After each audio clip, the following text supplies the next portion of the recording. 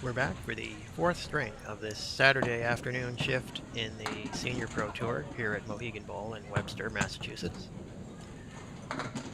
You can see Jim Putney on lane 3, Augie Aldrich on lane 2, and that's Cindy Globish on lane 4. Cindy's the only woman on this shift. There'll be probably some more tomorrow. And that's Paul Mahoney on lane 5. After 3 strings of this tournament, Mike Morgan is leading with 382, followed by Rich Hawk Hallis with 358 and Jim Putney with 355. Other competitors include John Brown with 343 and Jim Barber with 339 going down the line.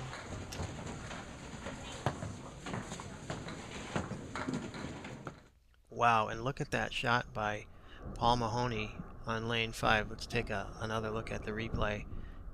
Just a really light hit in the 1-2 pocket, and he just gets a terrible break there. It's really a pretty good ball that he threw, but the ball was deflected around the 4-7, and he only got 4 out of it. Just took out the 1, 2, 3, and 9. We've seen a few of those shots today. Definitely the scoring conditions here at Mohegan are a little bit on the stingy side.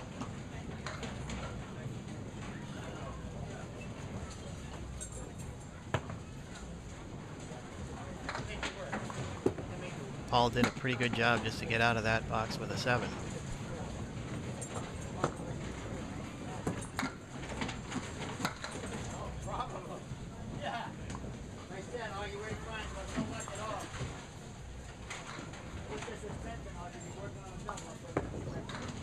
And Jim Putney tries to make that 7-10, but the wood doesn't cooperate, so that's an 8 box.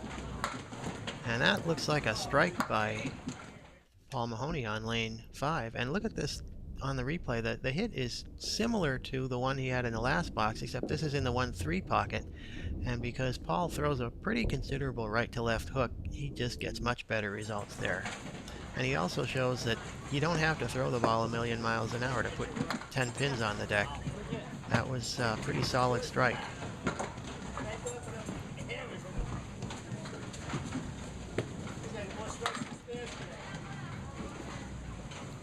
And Jim Putney with 6. And he's got a split there. 3, 4, 6, 10. Piece of wood behind the 4 that might help him make it, but let's see what happens with that.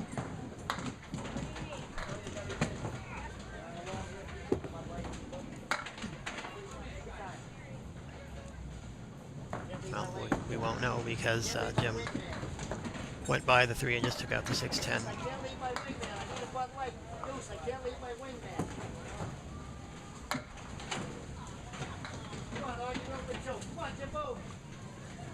And you can hear Mike Morgan in the background. He's encouraging his fellow competitors. Mike's always a good sport. And that's a lot of the candlepin bowlers. There's a lot of camaraderie. They encourage one another, cheer each other on. Over on lane 2, Augie Aldrich leaves a 1-8-9. He came over on the quarter hit on the left side and left the 1-8-9. See what he can do with that. Just goes by the head pin and takes the 9 pin.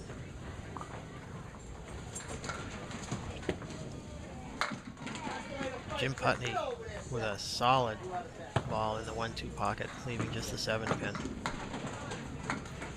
And Augie takes a 9 box. See if Jim Putney can make this spare. Oh, he just goes by the 7 pin.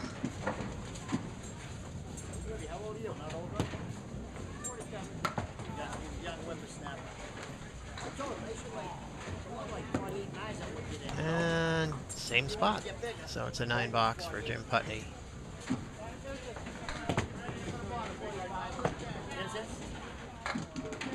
And meanwhile, Augie Aldrich, that is not a replay. Augie just left the 1-8-9 again. That's 2 shots in a row. That's a tough spare. Let's see what he can do with it this time. Once again, that's not a replay either. He took out the 9-pin once again, just as he did in the previous box. Jim Putney with a strike on lane 3 in the 1-3 pocket. And let's see if we can take a look at the replay on that. And as you will see,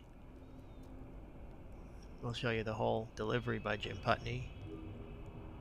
He hits a nice solid 1-3 pocket hit. The head pin goes to the sidewall and takes out the 5, 7, and 8. It took out all 3 of those pins. Nice ball by Jim Putney. So Jim will give way to Hawk Hallis on lane 3. Meanwhile, Mike Morgan is back up on lane 2.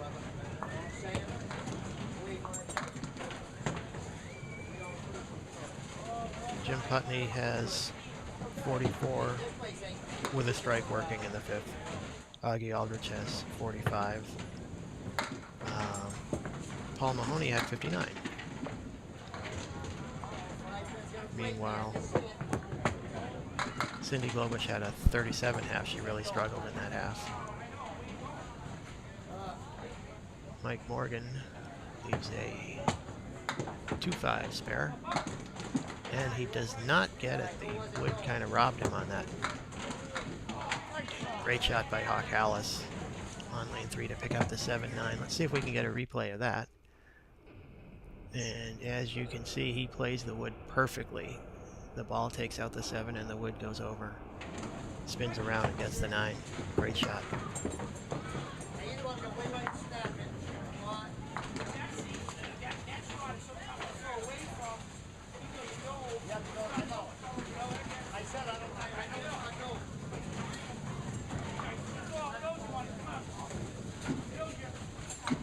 And Jim Putney and Mike Morgan are discussing the shot that Mike had there where he got robbed by the wood.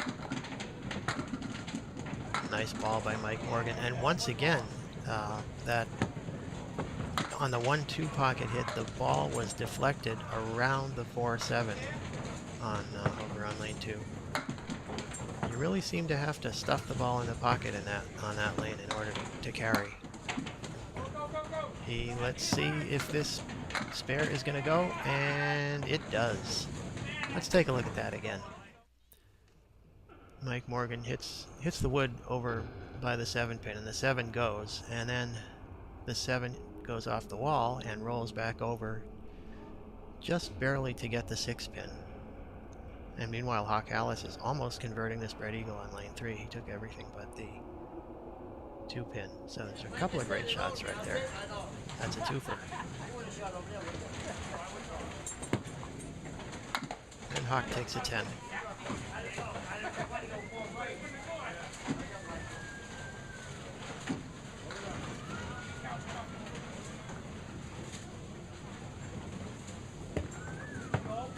Mike Morgan fills his spare with 9. Looked like a strike, but he left the 8-pin.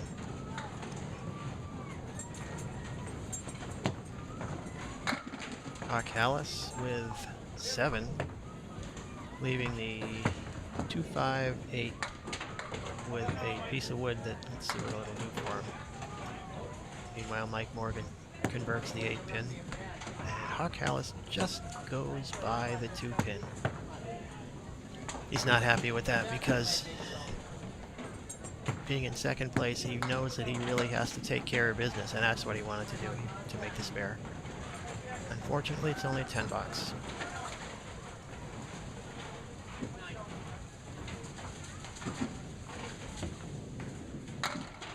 Mike Morgan fills his spare with 8, and once again he has the 2-5.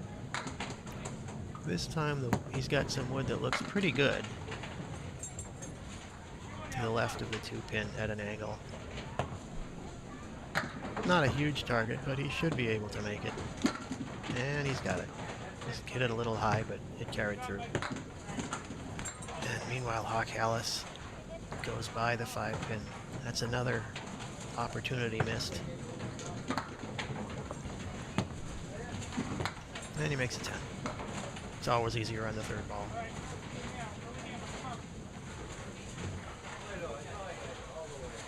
like Morgan can do here, loading up on the spare. And again, he comes up light in the 1-3 pocket, and he's got a 6 drop, leaving the 2, 4, 5, and 7. Callis with a 7 drop, leaving 3, 5, 10. Meanwhile, Paul Mahoney on lane 5 threw a solid pocket hit with a strike, and taking another look at it. This time he hits the 1-2 pocket, really high flush, and he carries all 10 pins. Once again, you don't have to throw the ball hard to throw strikes, and Paul Mahoney has had a number of strikes today. Hawk Hallis with a nice spare, converting that 3, 5, 10, kicking the 3 over. I think it went off the wall to take the 10. Let's take another look at it and see exactly how it went down. As you can see, he kicks the 3 pin off the wall, and it takes the 10. Nice shot. Meanwhile, Mike Morgan finishes his half. He's got a 72 half, extending his lead in the tournament. And let's see, Hawk Hallis has 54 with a spare up. Meanwhile, John Brown had 61 with a spare up. Jim Barber had a 50 half.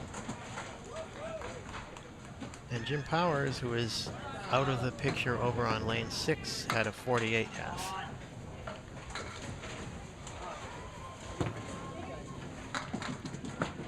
I mean, he's out of the picture in the sense that he's not on the screen.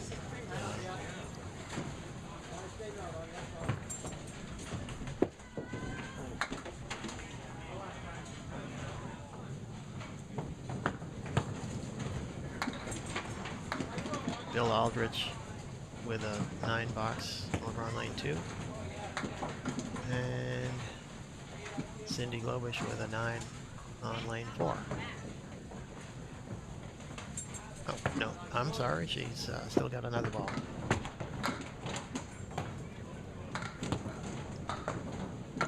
And she makes a 10. Now, Bill Augie Aldrich has the 4 horsemen left plus the 9. And let's see what happens with this one. This is a tough one to convert. And look at that. Once again, the ball is deflected. Let's see what happens here. He hits the 1-2 pocket, and the ball is deflected right around that 4-7. So all he gets is the 1-2. That's really a tough break. That's really give you some gray hairs when that happens. That's reminiscent of the old Stoughton Sports Center. That used to happen a lot.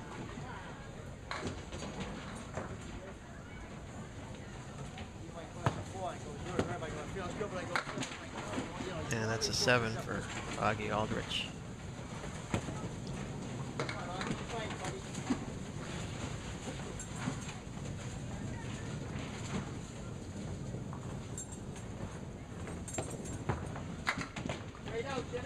Jim Putney takes a 9.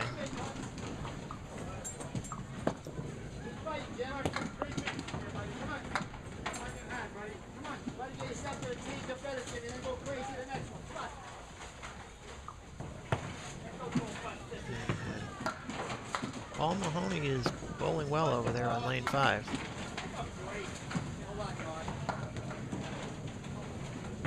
They used to say candlepin bowling is fun for all ages, and Paul Mahoney demonstrates that that's still true. And here's a strike by Jim Putney, and this one is just high flush in the 1-3 pocket, and you can see those do not take long to hit the deck.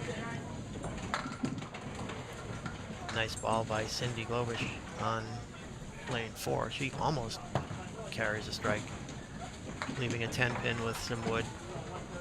That should help her make it. And got it.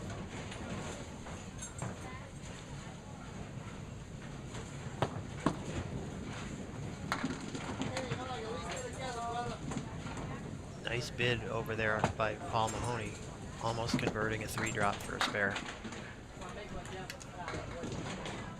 Meanwhile, Augie Aldrich has the 3, 5, 6, 10 with a piece of wood out front that's going to be tricky. Let's see what he can do with it. Oh, nice shot there. Let's see. Let's take another look at that. A closer look. And as you can see, he hits this perfectly, and the ball kicks the 3-pin over to take out the 6 and 10. Really a nice shot there.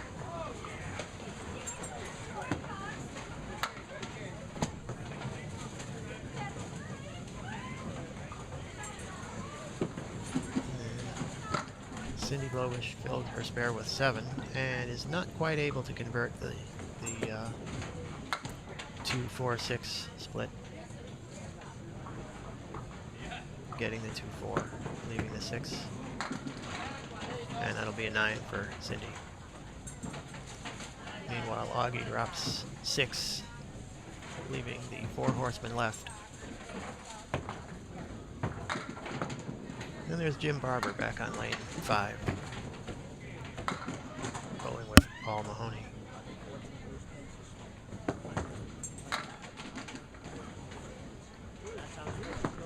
Jim Barber, we should mention once again, is traditionally known as Mr. Forbagger because of a set of 4 strikes in a row that he threw many years ago on the Channel 5 candlepin bowling show.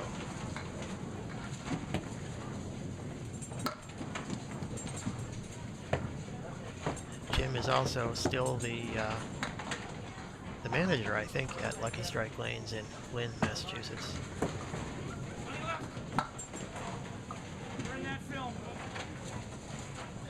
Yeah, Jim Putney is obviously not too happy with that finish there. He finishes with a 98 game. He had a little bit of a struggle there, but it happens to the best of them.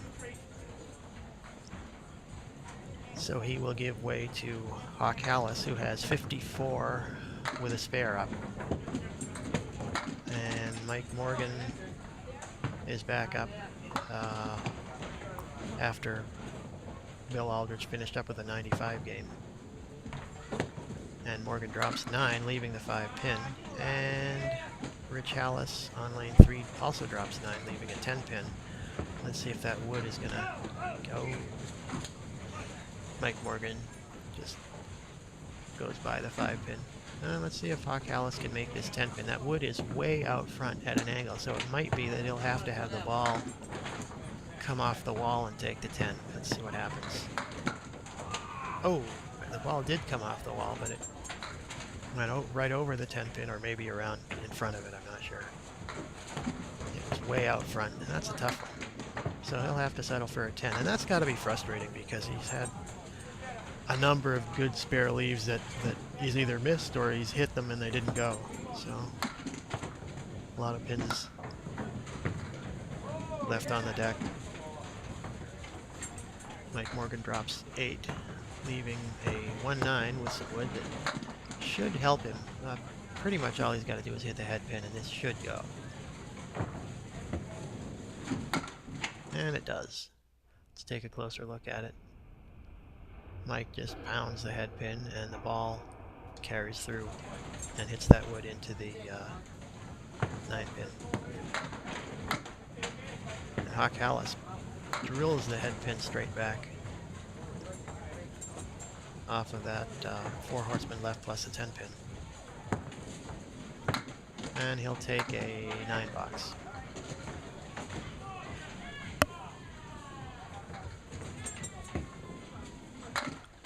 Mike Morgan with, it's going to be 5, 6, 7, 8 after a fashion. He's got the 9, 10 with some wood, and it's a little tough to see from here exactly what the wood's going to do. Looks pretty good though, and he makes it. The 9-pin thought about standing up, but the pin spun around, the wood spun around and did take it.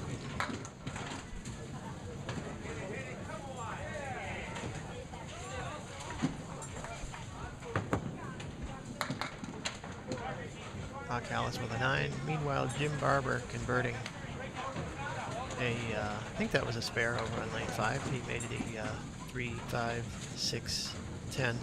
The same leave we saw Bill Aldrich make a few minutes ago. And there is a strike by Mike Morgan on lane 2, that's just a hammer. Take a look at it again. Solid in the 1-3 pocket.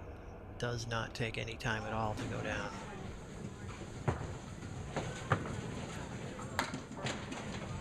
Jim Barber with a 6 drop over on lane 5 and a makeable spare. And meanwhile, there's Jim Powers on lane 6, dropping 9.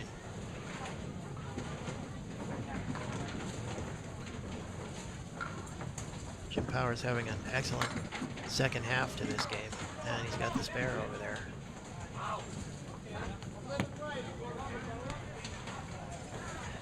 And again, Hawk Hallis doesn't manage to take advantage of a spare leave up there, so that's got to be frustrating. These things, when you have those spare leaves, you got to take advantage.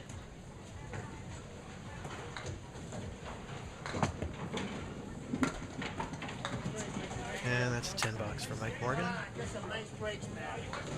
And he finishes with a 149 game. Excellent strength for Mike Morgan. He'll stretch out his lead. And there's a strike by Hawk Hallis. Let's see if he can, what he can do with that. Half Webster. Tough break right there. But he's got one more ball. Let's see if he can make it count. And that's going to be a 6 on the strike and a 116 game. And now we'll give you a good look at all the scores here. Hawk Hallis with a 116 and Jim Putney with that 98. Disappointing game there. Bill Aldrich with 95 and Mike Morgan with 149. Great string there by Morgan. And as we pan over to the left, we will see that Cindy Globish had a 91. And then moving further to the right, that was Paul Mahoney with a 122 and Jim Barber with a 101. And finally on lane 6, Jim Powers had a 130 and John Brown with a 109. So we'll be back with some more. We'll be back with the 5th string of this tournament as soon as we can get it done.